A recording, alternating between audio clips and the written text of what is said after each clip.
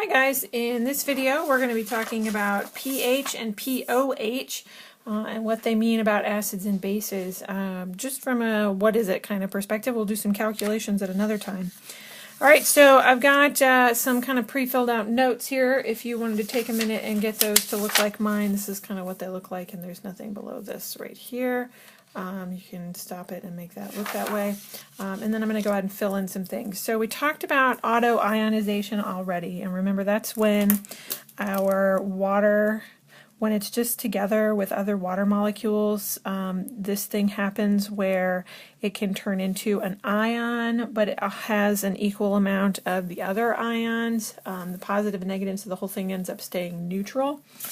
And when we talk about a neutral substance, real fast, to talk about this, remember this is the hydronium, and this is the hydroxide ion. That's an ion too. The hydronium comes because this one of these guys loses an H+, and it's just kind of floating around and it sticks to this other guy, and so it becomes the hydronium ion. So it used to be attached to this guy, but it left and it joined up over here. Okay, so that's what happens. In solutions, we talk about the concentration of these things, and the way we write this down looks like this. So you might see it like this. That means literally the concentration of the hydrogen ions or hydronium. You can use those interchangeably here. They'll be the same thing. And then if you see OH minus in these little brackets, that is the concentration of the hydroxide ion. Okay, hydroxide ion. And so when we talk about solutions and whether they're acids and bases, and we're talking about the pH scale too, we're talking about the concentrations of these things. So in a neutral solution, like water, the amount of hydrogen that's floating around there is the same as the concentration of the hydroxide ion. So it's the same, but when you put something into the water and it dissolves, interesting things happen, and you end up having either more hydrogen or more hydroxide. And so we'll talk about both of those. So if you put something in there and the H30 plus, that hydronium ion, if that concentration increases, whoops, I forgot the N. If that increases, so, and again, we're talking about the H plus ion here, okay? If that increases, we say that it's an acid. So in an acid, the hydrogen ion there's more of it than the hydroxide ion. So we write it like that. So that's an acid, okay? When we're talking about bases, we end up with more of the hydroxide ion, and the hydroxide ion doesn't have to come out of anything. It could be in the water. You could have something that steals away the hydrogens, leaving more of this just hanging around too.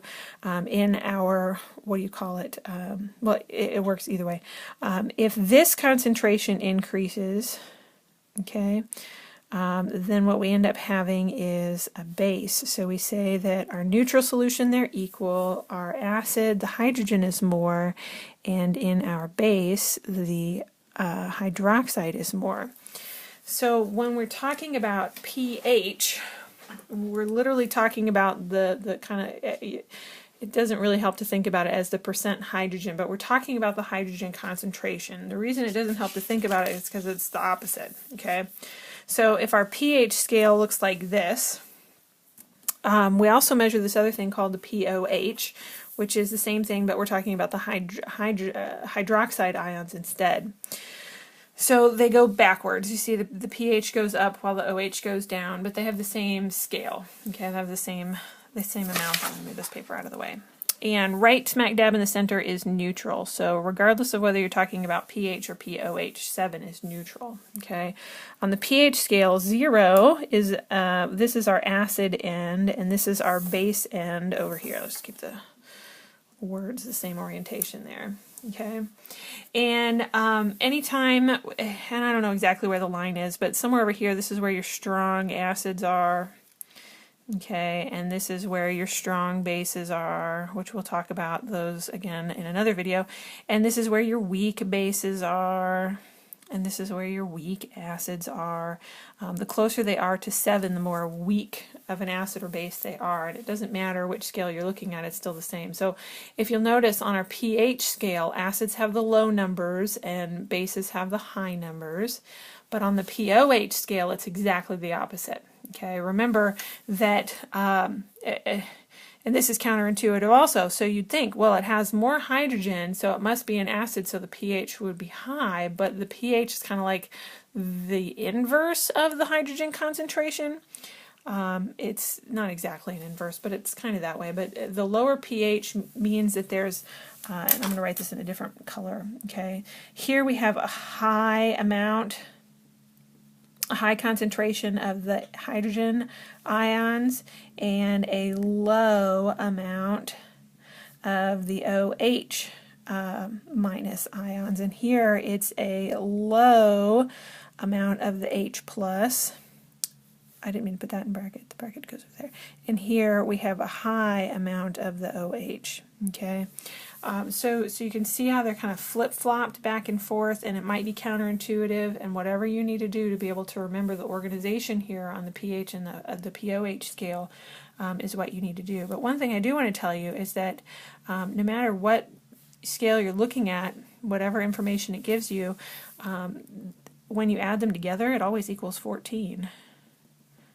Okay, 14, 14, 14, 14, 14, 14, 14, 14, right? So if it gives you pOH and you're more familiar with the pH scale, just find the difference between it and 14 and then answer all your questions based on the pH scale. That's also an easy thing to do, okay? So that's just a little bit about the pH scale. In a later video, we'll calculate with it. Ooh, it's very exciting. Okay, ask your teacher if you have any questions. Thanks for watching.